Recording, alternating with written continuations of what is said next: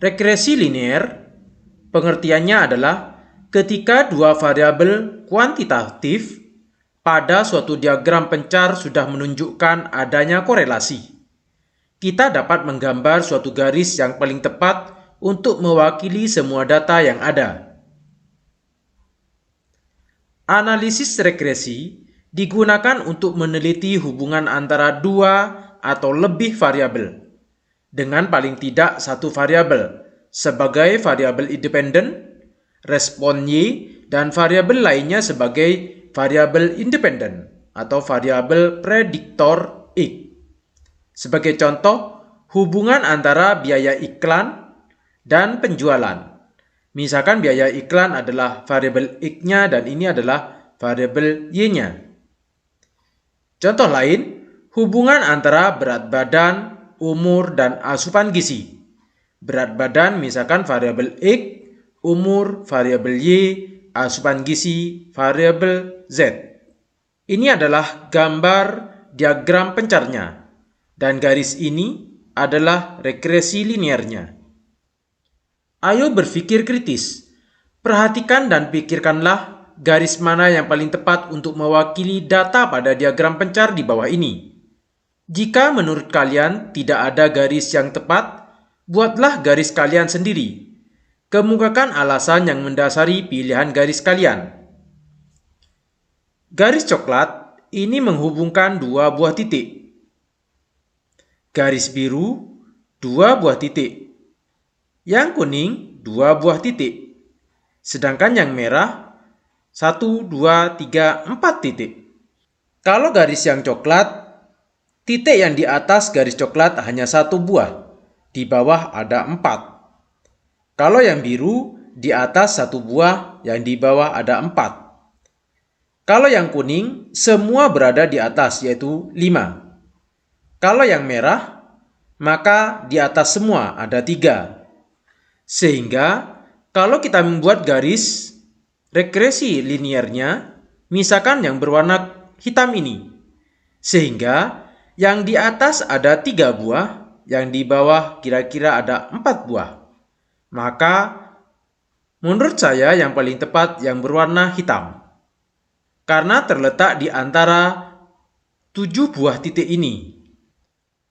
Di antara semua garis yang mungkin dibentuk, hanya ada satu garis yang paling tepat, yaitu disebut dengan garis best fit.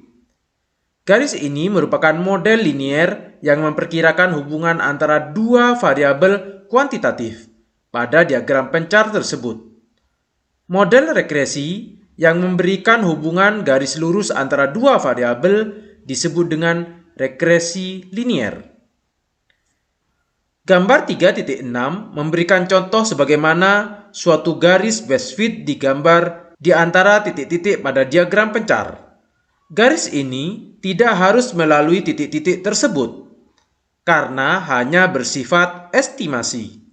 Namun, bisa saja garis melewati satu titik atau lebih pada saat penggambaran. Tapi satu hal yang pasti adalah garis tersebut selalu melewati pasangan titik koordinat rata-rata, nilai X dan Y atau X bar dan Y bar. Misalkan titik ini, di antara titik-titik kita tentukan rata-rata X dan Y-nya. Titik yang ini, yaitu X bar dan Y bar. Kita tarik sebuah garis. Garis biru ini disebut dengan garis regresi linear. Ayo berpikir kritis. Dapatkah kalian menggunakan model regresi linear sebagai model dari suatu data bivariat yang mempunyai bentuk tren yang tidak menunjukkan bentuk linear? Gunakan gambar diagram pencar di bawah ini untuk membantu berpikir. Misalkan gambar Y1 dan X1. Kita bisa tarik sebuah garis seperti ini. Maka garis ini adalah garis linear atau garis regresi linear.